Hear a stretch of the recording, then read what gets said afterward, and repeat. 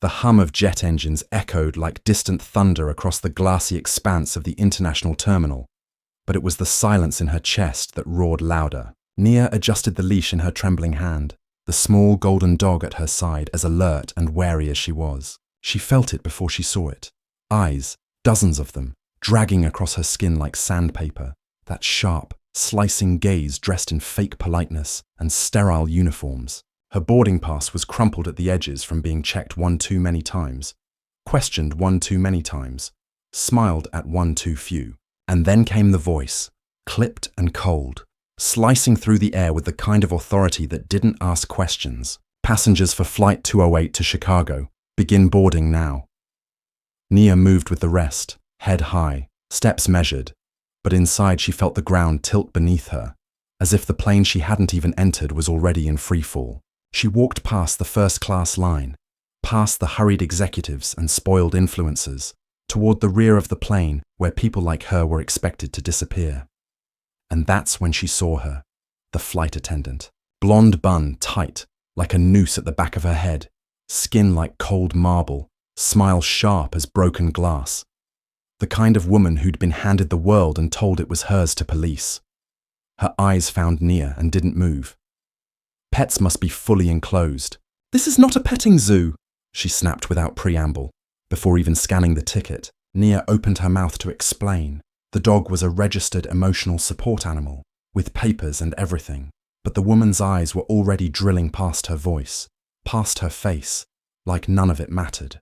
"If it moves, I'll have it thrown off the plane.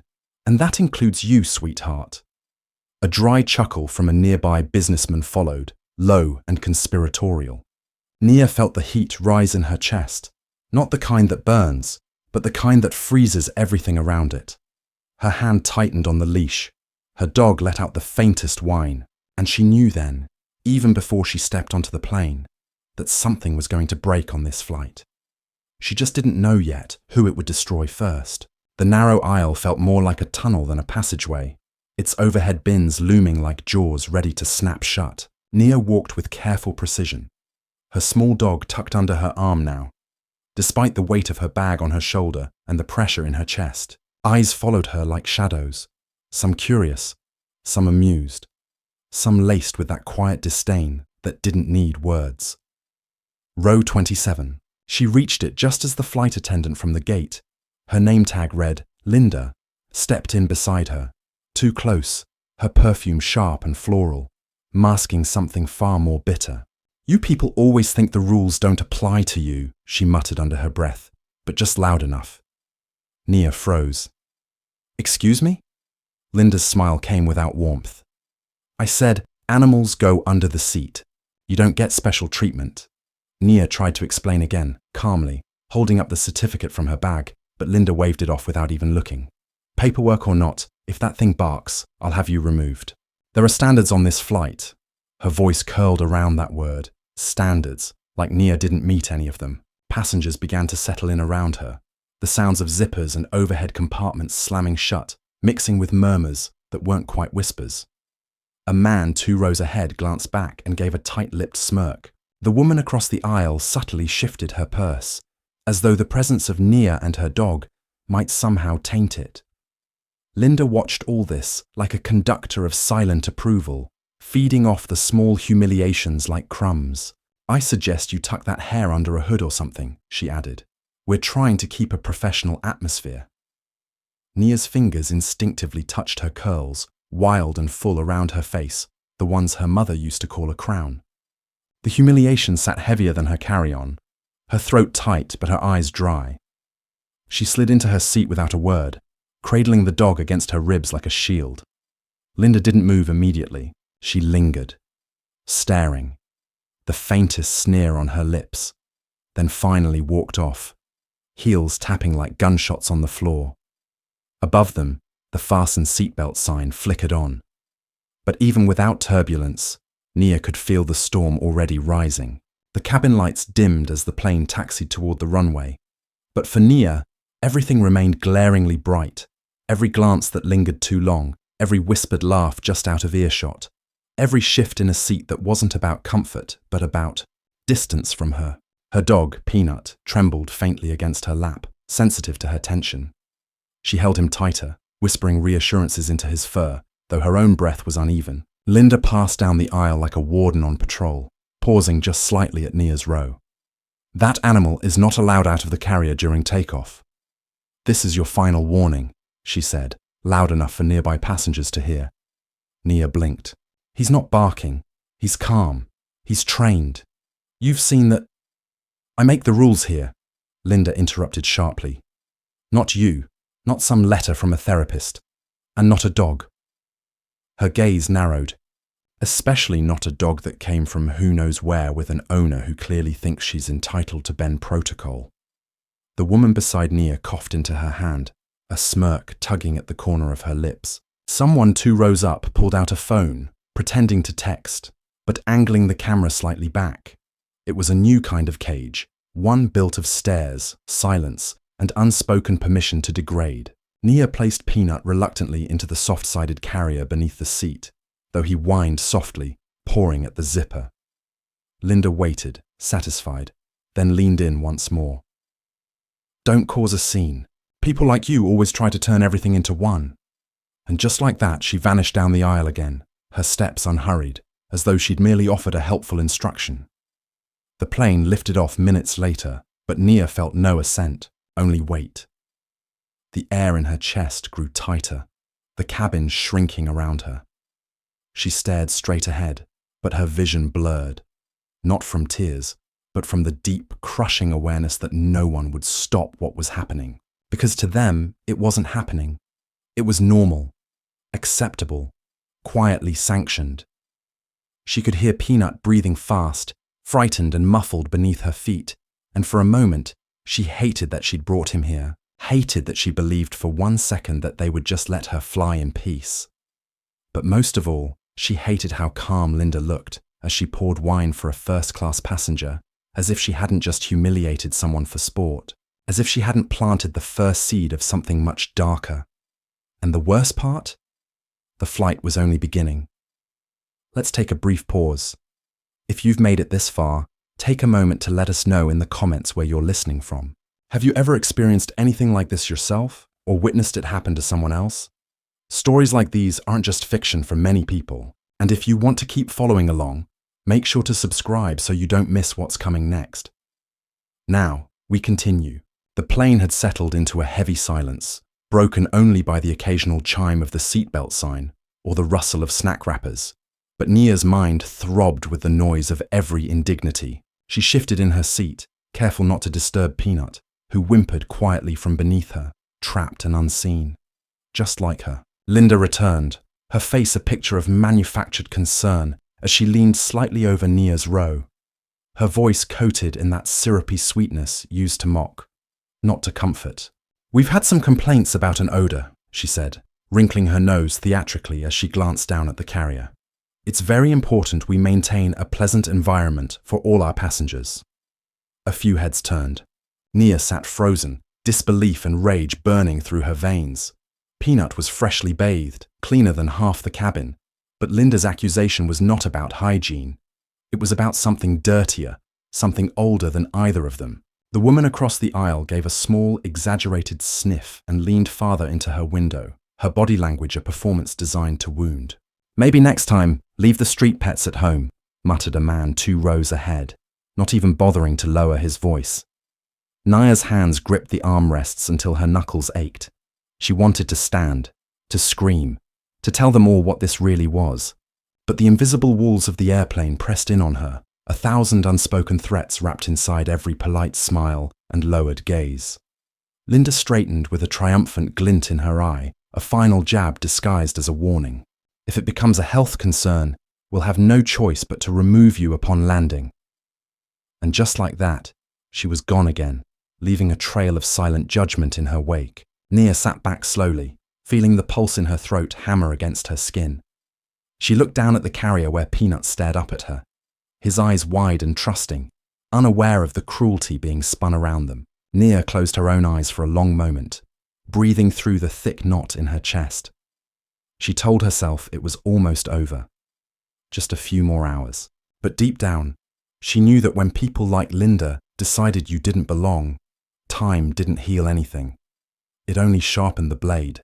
The hours bled together, but for Nia, each minute felt heavier than the last, a thick, smothering haze she couldn't shake. The drone of the engines pressed against her temples like hands trying to push her down into something she couldn't crawl out of. Every few minutes, Linda would find another excuse to patrol down the aisle, checking seatbelts that were already buckled, adjusting bags that didn't need touching, brushing close to Nia's shoulder with an exaggerated grimace, as if proximity itself was an offense. There was no chaos, no outright violence, just a slow, methodical deconstruction of her dignity, piece by agonizing piece. Peanut whimpered occasionally from the carrier, his tiny paws scratching softly at the fabric, each sound a fresh slice through her heart. She bent down to unzip the edge, just enough to let her fingers slip inside and comfort him. But even that small mercy was interrupted. Linda appeared again, her shadow falling like a noose over Nia's seat. "Passengers are not allowed to tamper with secured carriers during the flight," she announced, her voice raised just enough to catch the attention of the nearby rows. Nia looked up, forcing calm into her voice. "He's scared. I'm just trying to calm him down."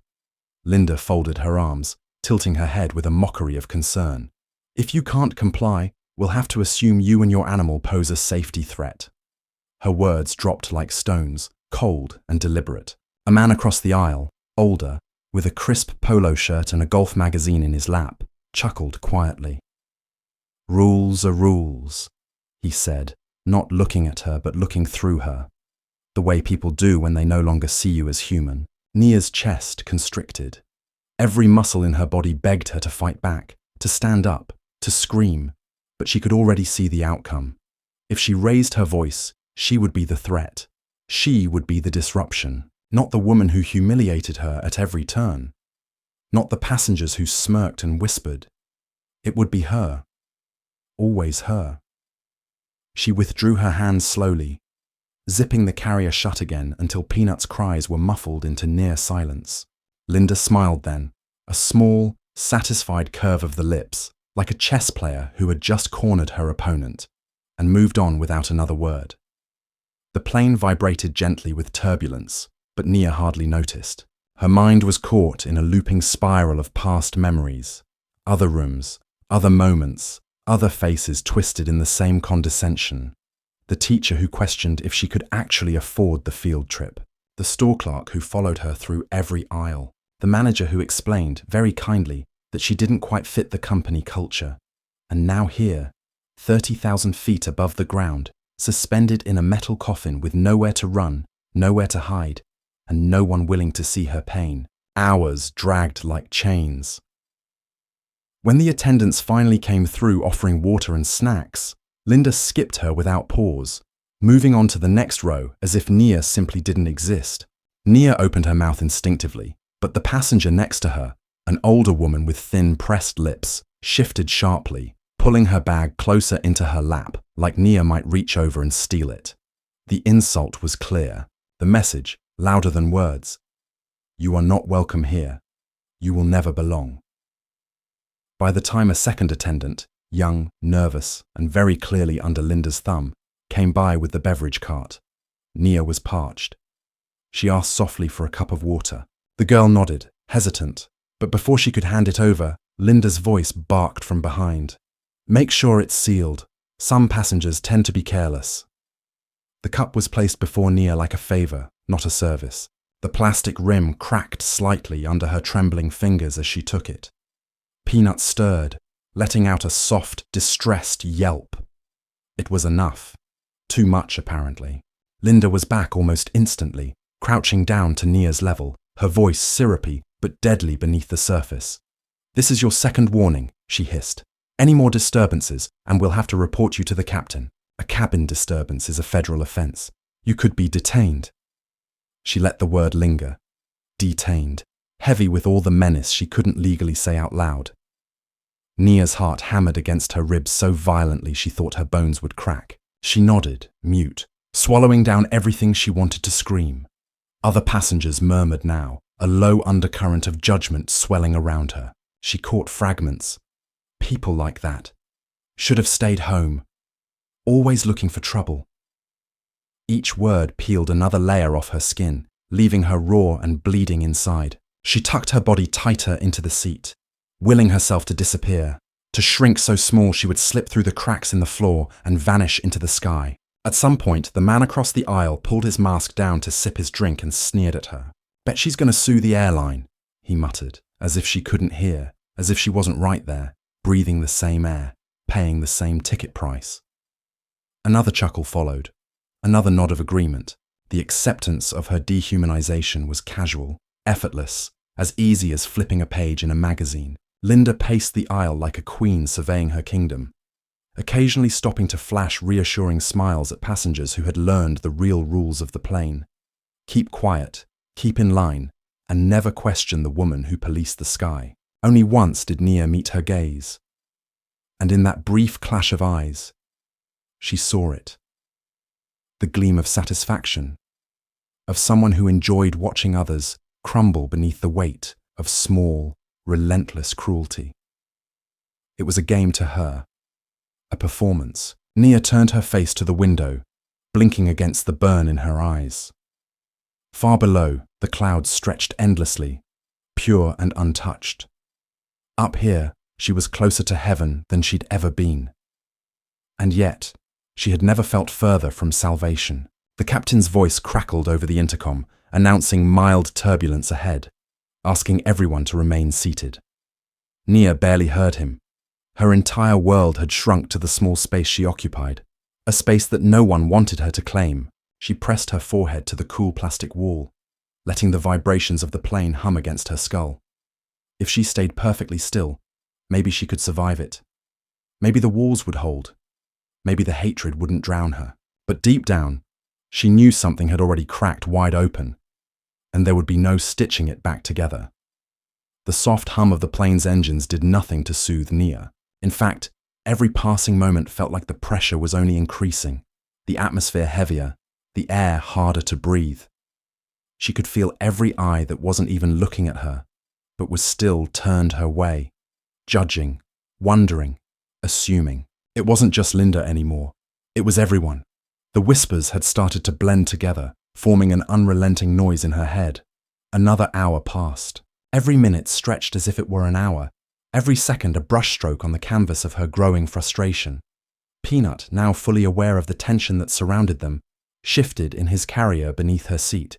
He whined quietly, his small body squirming, trying to find comfort in the discomfort that radiated from his owner. She wanted to comfort him, to tell him it would be okay, that the nightmare of this flight would soon end, but she couldn't even bring herself to believe that. Linda made another appearance, this time with a clipboard, her eyes scanning over the cabin with cold precision. She stopped next to Nia's seat, as if she had been waiting for the perfect moment to make her next move. "Is everything all right here?" Linda's voice was smooth, too smooth, as though she were playing the part of the concerned professional. Her eyes never left Nia's face, her smile not quite genuine. "Yes," Nia replied quietly, her voice barely above a whisper. But Linda didn't believe it. Of course she didn't.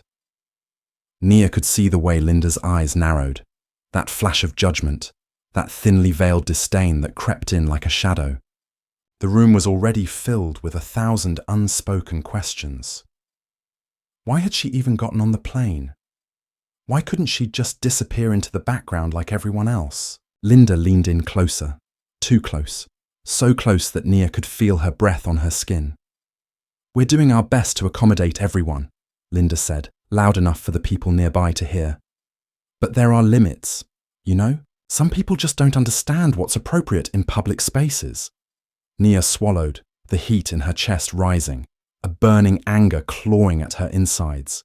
She clenched her fist in her lap, willing herself to keep calm. It was just another round, another effort to break her, another attempt to reduce her to something less than human. But she wouldn't give in. She couldn't. Not here. Not like this. Linda stood there for a few more moments, watching Nia like a hawk, her eyes scanning for any sign of weakness. But Nia didn't move. She didn't flinch. She was determined not to let Linda have the satisfaction of seeing her crumble. She had already been humiliated enough. Now she would hold her ground, even if that meant taking it in silence. Linda eventually moved on, but not without casting one last look over her shoulder, a look that seemed to say, "I'm watching you." The moment she was out of sight, Nia let out a shaky breath. She'd survived this round, but the fight was far from over. As the plane continued its journey, the weight of the atmosphere seemed to grow. The whispered comments, the sideways glances, the subtle shifts of discomfort, they were all becoming more frequent. Every time she tried to relax, to let go of the tension, it returned. She couldn't help but feel like she was trapped in a game where the rules were constantly changing, and the deck was always stacked against her. But even amid the chaos, there was a quiet, almost unbearable calm settling over her. She was no longer surprised by the cruelty, no longer shocked by the casual racism and discrimination that hung in the air. She had seen it all before, had felt it all before, and yet, each time it happened, it still managed to leave a mark. She was used to being treated like she didn't belong, but that didn't mean it didn't hurt. It hurt every single time. A few rows ahead, a man chuckled under his breath as he looked back at her. His voice was low, but not low enough to hide the condescension. "Unbelievable," he muttered. "Some people think they can just bring their animals on board, like they're entitled to special treatment." Nia's grip on her seat tightened. She felt the heat rise in her chest again, her breath catching in her throat. But this time, she didn't react. She didn't respond. She wasn't going to give him the satisfaction of seeing her angry. She would stay calm. She would stay composed. A few rows away, a woman with sharply cut hair leaned toward the aisle, just enough to catch Nia's eye. She gave her a smile that didn't reach her eyes, a smile that was too polished, too rehearsed. "Maybe you should have taken the bus," the woman said softly, her voice sweet but laced with disdain. "I'm sure your dog would have been more comfortable there." The words stung, more than Nia cared to admit. They were small words, insignificant words, but they held a weight that pressed against her chest, making it harder to breathe. She could feel the tears threatening to rise, but she fought them back. She wouldn't give them that. She wouldn't give anyone the satisfaction of seeing her weak. Not now, not ever. Hours passed. The flight continued on, and the insults didn't stop. They came in waves, small jabs, whispered comments, passing looks of disapproval. Nia felt them all, felt every slight, every insult, every attempt to push her down. But she refused to let them break her. She held on, even when it felt like the walls of the plane were closing in around her. Eventually, the captain's voice crackled through the intercom, announcing their descent into the airport. The flight was almost over. But for Nia, the real journey was just beginning. She was about to step off this plane, but the scars of what had happened on it would follow her long after she left. She knew that the world didn't change in a few hours, didn't shift its gaze just because she'd survived one more flight, one more round of humiliation. And as the plane began its descent, Nia's mind drifted back to her father, to the owner of the airline, to the one person who could have stopped all of this with just a phone call. But he didn't. He hadn't even known. Nia's chest tightened again, a fresh wave of frustration surging through her. The injustice of it all. She could feel it deep in her bones. She wasn't just flying from one city to another. She was flying through a world that never truly saw her, never truly cared. The plane touched down with a soft bump, the wheels skimming the runway like a sigh of relief. But Nia didn't feel relieved. Not at all. She wasn't free. Not yet. The tires touched the tarmac with a soft thud, but the impact sent a ripple through Nia's spine, a reflexive tightening of every muscle. She had survived the sky, but the ground offered no comfort. The seatbelt sign remained lit as the plane rolled down the runway, the weight of the aircraft shifting and groaning, yet somehow still lighter than the weight sitting in her chest. The passengers began to stir, stretching, collecting bags, unbuckling despite the illuminated warning overhead. But Nia didn't move. Not yet. She stared at the seat back in front of her, her fingers curled tightly around the edges of her armrest, her jaw clenched. Peanut whimpered again from beneath the seat, and for a moment, his soft cry was the only sound she could really hear. Everything else, the rustling bags, the murmurs of impatient voices, the artificial tones of the captain, blurred around her like fog. Then came the final insult before the doors even opened. Linda's voice pierced the air again, this time calm, sweet, and calculated. Ladies and gentlemen, we ask for your cooperation during the deboarding process. Please allow our first-class and priority guests to exit first. And let's be courteous. No unnecessary delays or disruptions. The emphasis on unnecessary disruptions was deliberate, an arrow sent straight in Nia's direction. Several people looked her way, some curious, some knowingly amused, as if they were all sharing in some unspoken joke. One woman even leaned toward her husband and whispered, not softly enough, "I hope they have someone waiting at the gate. Security, maybe." Nia felt her cheeks grow hot. Her ears rang with shame. Her hands trembled in her lap. It would have been so easy to scream, to stand, to point out every moment of cruelty and degradation. But she didn't, not because she lacked the strength, she had carried herself through this storm already, but because she knew how the world worked. Her voice, if raised, would become the headline. Not Linda's behavior, not the cruel passengers, not the subtle web of silent complicity, just her reaction. So she sat. She waited. Row after row emptied out. Business suits and designer bags swept past her, their owners never meeting her eyes. A few offered brief glances, half-formed thoughts of discomfort or regret that quickly turned away. The people in the rows behind her moved more slowly, as if trying to avoid standing too close. When it was finally her turn, Nia bent down to retrieve Peanut's carrier. He looked up at her with wide, scared eyes, and she whispered, "We're almost there, little guy." Her voice cracked under the weight of exhaustion. As she stepped into the aisle, Linda was already waiting. Not smiling this time, but wearing a look of neutral command, like a teacher waiting for a troublesome student to exit the classroom. "Please exit quickly and quietly," she said, too sweet, too loud. "We wouldn't want to delay the next group of passengers."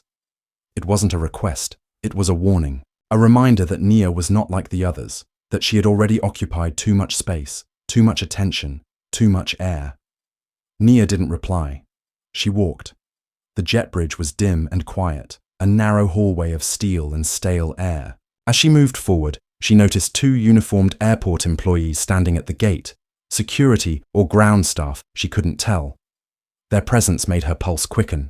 Were they here for her? Had someone reported her as a disturbance? A threat? Her grip on Peanut's carrier tightened. One of them nodded politely as she passed, but it wasn't friendly. It was official, measured, watching. She kept walking. The terminal beyond was buzzing with life, travelers hustling to connections, families reuniting, children running ahead of exhausted parents. But even in the chaos, Nia felt alone, invisible and yet entirely too visible, like a spotlight had been attached to her back. She found an empty bench near baggage claim and sat down, placing Peanut's carrier beside her. Her legs shook with leftover adrenaline, and her shoulders ached from carrying both the bag and the weight of the flight. She closed her eyes for just a moment, and then her phone buzzed. One message. From Dad. "Are you off the plane yet? Car is waiting outside. Let me know if there was any issue." Nia stared at the screen, her emotions shifting in a storm of disbelief and building fire. He had no idea. No idea what had happened on that flight, what she had endured. And why would he? He didn't fly commercial. He didn't sit in the back rows. He didn't get ignored, judged, humiliated. He owned the airline. Her fingers hovered over the keyboard. For a moment, she imagined telling him everything. Every word Linda had said, every smirk, every whisper, every blow that hadn't needed fists to bruise her spirit. She pictured the fallout, disciplinary actions, public apologies, maybe even firings. But then another thought struck her. What if she said nothing? What if she let them think they'd gotten away with it? No, that wasn't strength. That wasn't control. That was survival, yes, but she was done merely surviving. She stood up, her phone in hand, and walked outside into the cold, brisk evening air. The car was already there, sleek, black, expensive. A driver stood beside it, holding the door open with a practiced smile. "Miss Nia?" he asked, and she nodded, sliding into the back seat. As they pulled away from the curb, the city lights flickering outside the window, she finally began to type her response. Not a complaint, not a cry for help, just facts, truth. Her voice, measured but firm. She wouldn't scream. She didn't need to. Her father would read her words. And the next time someone like Linda tried to reduce a passenger to silence and shame, it might be the last time she ever wore that uniform. But for now, Nia leaned back in the seat and looked out into the city, alive, burning with noise and energy, and let the night hold her. She had landed. But her story was only beginning. The car rolled silently down the highway, slicing through the dusk as the city unfolded around them. Towers of glass and steel glittering in the fading light. Inside, Nia sat still, her phone resting in her lap, her fingers trembling slightly from all that hadn't yet left her body. The shaking wasn't fear anymore. It was something else, something electric and simmering beneath her skin. The message she'd sent to her father was short, factual, deliberate. No emotion, no pleas, just names, times, words. A recounting of what had happened aboard his plane. He hadn't replied yet, but she knew he would. Her father was not the kind of man who ignored damage to what he built, especially when it came from the inside. He ran the airline like a kingdom, strict and precise. To everyone else, he was a billionaire, a titan of industry. To her, he was the man who had taught her never to lower her head. Even as a little girl, sitting at the corner of long boardroom tables, she had listened as he spoke about control, image, and how power was never handed. It was taken, quietly, and without apology. Nia stared out the window, watching the city flash by like memories she didn't ask for. She thought of Linda, of her cold smirk and surgically polite tone, of the way she twisted rules into tools of humiliation. And she thought of the other passengers, those who watched, those who whispered, those who said nothing. Every one of them complicit, every one of them comfortable enough to let cruelty pass by unchallenged. The car slowed as they entered a private gated driveway. A low, modern building came into view. Sleek black glass, brushed metal, minimal signage. This was one of the airline's executive buildings, a place for internal operations, meetings, and the kind of conversations that happened off record. The driver didn't speak. He simply pulled up to the entrance, opened the door, and waited. Nia stepped out slowly, her legs still sore from hours of tension. She entered through the side door and passed through security, though the guards already knew who she was. They nodded respectfully, but she didn't return the gesture. Not today. Upstairs, behind a massive wall of frosted glass, her father was waiting. He stood as she entered, tall, composed, wearing his usual perfectly tailored suit. His presence filled the room, but when he looked at her, his eyes tightened. Not with anger, but something more dangerous, quiet, fury. He walked around the desk and embraced her briefly, then stepped back. "I read your message," he said. She nodded. "Everything?" he asked. She nodded again, then added softly, "I left some things out, but you'll hear about them soon enough." He turned toward the massive monitor behind his desk and tapped a few keys. "We pulled the flight logs, communications, cabin footage, audio, everything." He didn't need to explain. She understood. "I want you to see something," he said, gesturing toward the screen. The video feed came to life, grainy at first, then sharpening to high definition. The view was from the main cabin, an overhead angle looking down the aisle. Nia saw herself, seated in row 27, her posture composed but tight, Peanut's carrier tucked neatly beneath the seat.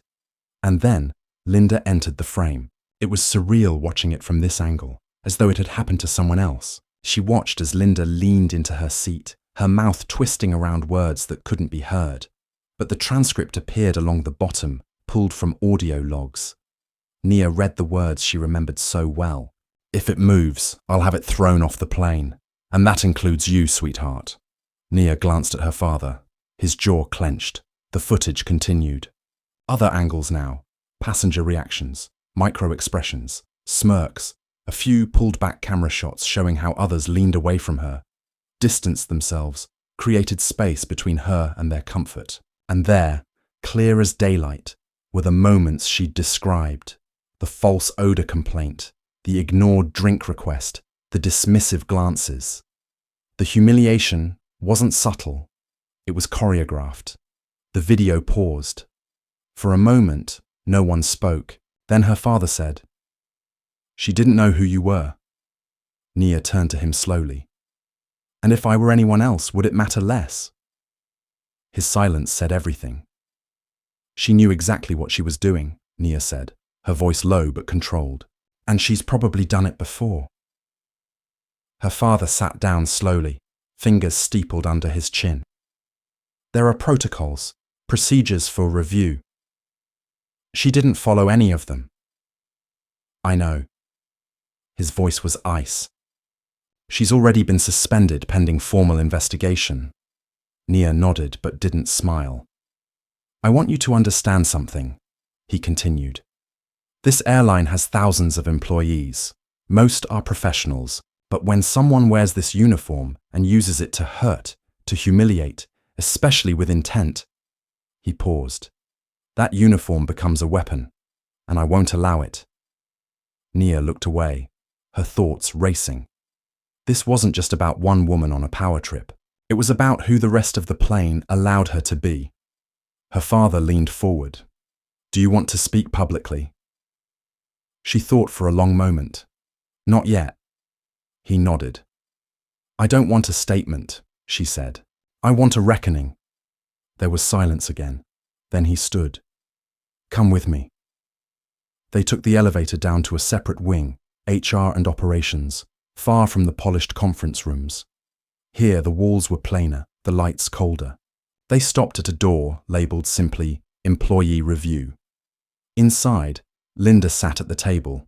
No uniform, civilian clothes, her hair pulled back, her expression guarded. She looked up as they entered, and recognition flared in her eyes. For the first time, Nia saw fear there. Her father stepped aside. "Miss Johnson, this is Nia Morgan." Linda blinked. A pause. "She's my daughter," he added, voice sharp. Linda swallowed hard, visibly recalculating everything. "I've been reviewing the footage from your flight," he continued. "It paints a disturbing picture." Linda started to speak, some excuse forming, but Nia stepped forward. "You humiliated me," she said plainly. "Not just once. You made it your mission. You weaponized rules to degrade, to isolate, and you did it with an audience. Not because you thought I did something wrong, but because of who I was, what I looked like, how I existed in a space you thought I didn't belong in." Linda's mouth opened, but no words came out. "You smiled every time you saw me shrink. You fed on it. You assumed no one would notice, that there would be no consequences." Nia leaned in slightly. "You were wrong." Her father turned to Linda. "Effective immediately, you are terminated. A formal report is being sent to the FAA regarding your conduct, and your name will be flagged across our hiring network." Linda's lips parted again, stunned, shaking. But the moment passed quickly. There was no scene, no outburst, just an end, and outside, beyond the walls of that room, 1,000 other flights continued. But on this one, something had shifted. Power had returned to where it was long denied, and this time, the sky would remember. Even after Linda was gone, her shadow lingered.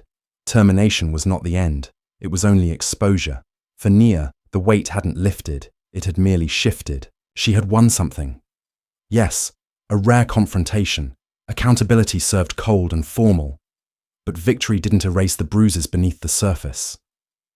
Bruises left by silence, by stares, by every passenger who chose comfort over conscience. That plane, that cabin, those hours in the air, none of it had been about just one woman. The problem was larger, older, systemic, and it was far from over. The following morning, a polished email landed in Nia's inbox. It came from the airline's public affairs division, carefully worded, ready for press. An apology, a commitment to improvement, and a vague promise of employee retraining and sensitivity protocols. It was clean, professional, sterile, but it wasn't truth, it was insurance. It read like a brand defending its image, not like an institution owning its culture. Nia stared at the screen in her apartment, still dressed in yesterday's clothes, her hair wrapped, her dog curled beside her on the couch. The wording grated. Incidents like this do not reflect our values. She whispered the line aloud, bitter, but they do reflect your people. Before she could close the message, her phone buzzed. An unknown number. She ignored it, then again, then once more. On the fourth try, curiosity pulled her in. She answered. A voice, female, uncertain. "Is this Miss Morgan?" "Yes," Nia said cautiously. The voice dropped lower. I was on your flight." Nia froze. "I was 2 rows behind you. I saw what she did. The caller's voice trembled, a confession waiting to break free. "I should have said something. I'm sorry. I didn't know what to do." There was a long silence. "I just wanted to say you didn't deserve that." Nia closed her eyes, emotion pressing against the back of her throat. "Thank you," she said finally. But that's not enough anymore. Seeing isn't the same as standing. The woman agreed softly, then the call ended, and the silence returned. But it sparked something. By that evening, 2 more strangers had messaged her. One had filmed the exchange with Linda, but had been too afraid to post it. Another said they'd complained anonymously, hoping it might help. But no one had spoken up in the moment. The bystander effect, Nia thought grimly. Cowardice masquerading as helplessness. The footage soon leaked, despite the airline's attempts to contain it. One news outlet picked it up, then another. The images were damning. Linda's tone, her posture, her pointed glances and cutting comments, all broadcast in HD, spliced into sound bites that made audiences gasp or clench their fists. Overnight, Linda became a symbol. Not the kind she'd ever wanted to be, but the internet was cruel in other ways. Within hours of the leak, Nia's name was trending. At first, the messages were supportive. Stories of similar abuse, praise for her composure, calls for change. But the tides turned, as they always did. The comment sections began to rot. Race baiting. Overreaction. She's just trying to get famous. People like her always playing the victim. Nia stopped reading after the second day. There were too many screens, too many strangers deciding her truth without ever having felt it. Then came the interviews, talk shows, news anchors. All of them wanted a quote, a face to match the viral moment. They wanted her to sit beneath bright lights and relive every inch of pain for ratings. She declined them all. Her story had already been stripped, shared, picked apart. She wasn't going to bleed for an audience again. Not like that. But someone else wasn't finished.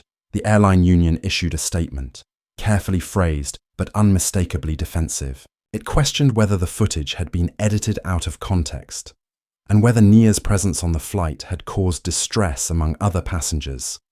It reframed the narrative, not about Linda's behavior, but about the effect Nia's very presence had on the environment. She was the disruption, the risk. The cruelty came back, not as a sharp weapon this time, but as a whisper wrapped in corporate language, and the cycle continued. Screens, headlines, doubt. One particular segment aired on a conservative network, where 2 hosts discussed the flight incident with performative concern. Of course racism is wrong, one of them said, but we also have to ask, do people sometimes provoke these situations? The other nodded solemnly. We don't know what really happened. And the employee in question had an excellent record. Maybe she was just having a bad day.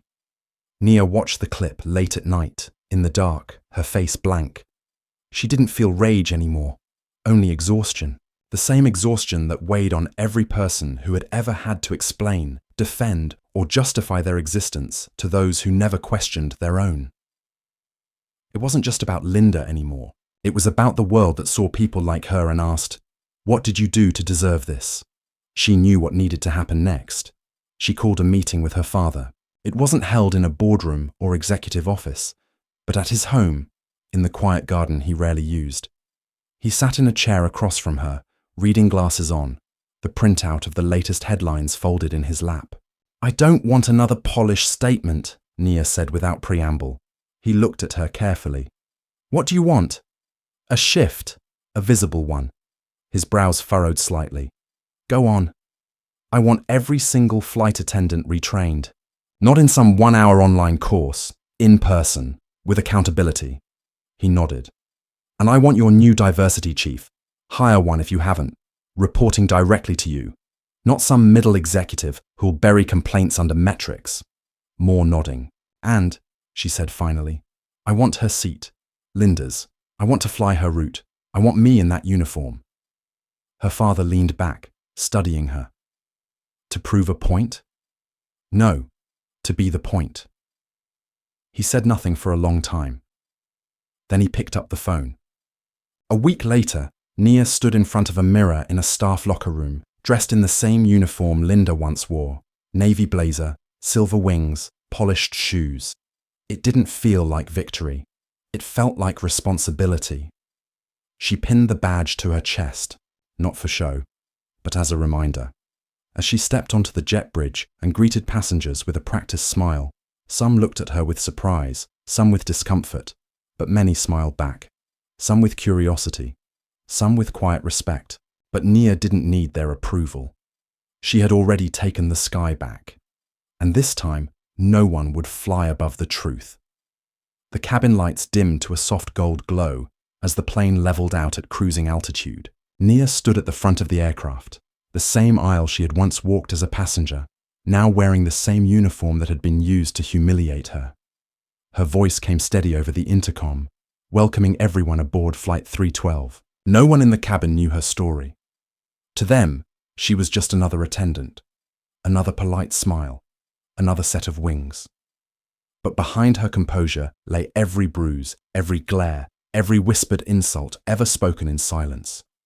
Behind masks of civility. Her steps were measured as she moved through the cabin, checking seatbelts, answering questions, distributing water. A toddler reached for her hand, and she smiled. A businessman barely looked at her when he asked for sparkling water instead of still, his tone curt, dismissive. She gave it to him with practiced grace. But she felt it. She still felt it. Those subtle, slicing differences in how eyes landed on her skin, how voices shifted, how expectations changed.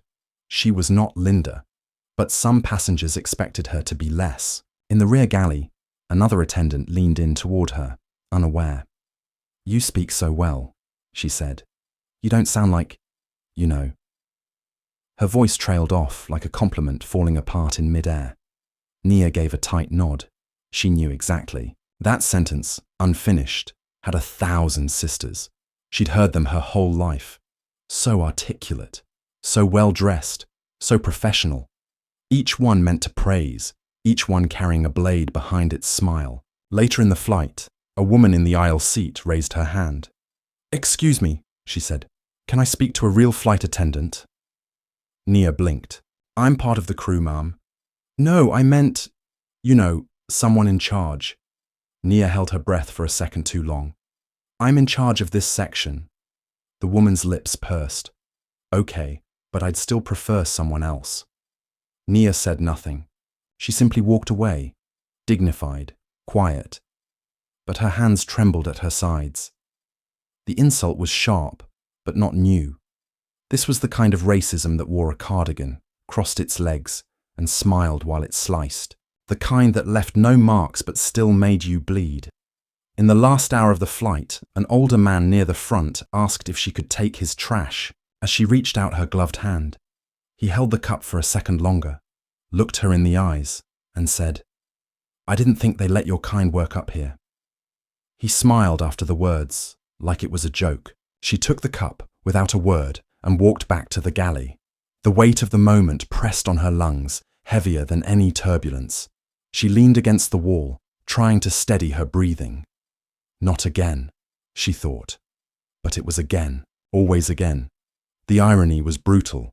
She had taken this job not to be a symbol, but to stand inside the system that once erased her, to reclaim space, to make sure that passengers like her, black, alone, quiet, were never left to fend for themselves in silence again.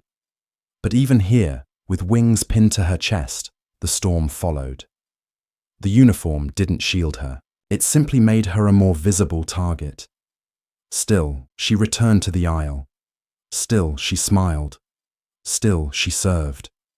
Because strength wasn't loud. Strength wasn't always shouting. Sometimes, it was standing in the middle of the fire, holding eye contact with those who wished you smaller, and refusing to disappear. As the captain announced their descent, Nia walked the aisle one last time, checking belts and trays. A few passengers smiled at her now, some genuinely, others with guilt maybe, after having watched the earlier incident. None of it mattered. Not anymore. What mattered was this. She had become the person no one expected to see in this uniform. She had rewritten a space that once denied her, and for every quiet passenger watching from a middle seat, uncertain if they belonged, she had become proof that they did. The wheels kissed the runway. Applause broke out in the cabin. It always did. But this time, Nia didn't clap. She stood tall, centered, composed. The flight had ended. The fight had not. But for the first time, the sky belonged to her too. We'd love to hear your thoughts in the comments. Has anything like this ever happened to you or to someone you know? Moments of racism, whether loud or quiet, leave marks that often go unseen. Your stories matter. You matter. Every single one of you is important to us, and we deeply value each person who takes the time to listen and reflect. If this story resonated with you, consider subscribing and leaving a like. It helps us continue to share voices and truths that need to be heard. Wishing you a thoughtful, peaceful day. If you've made it all the way to the end, type the phrase, "The sky belongs to all of us," in the comments so we know you stayed with us until the final word.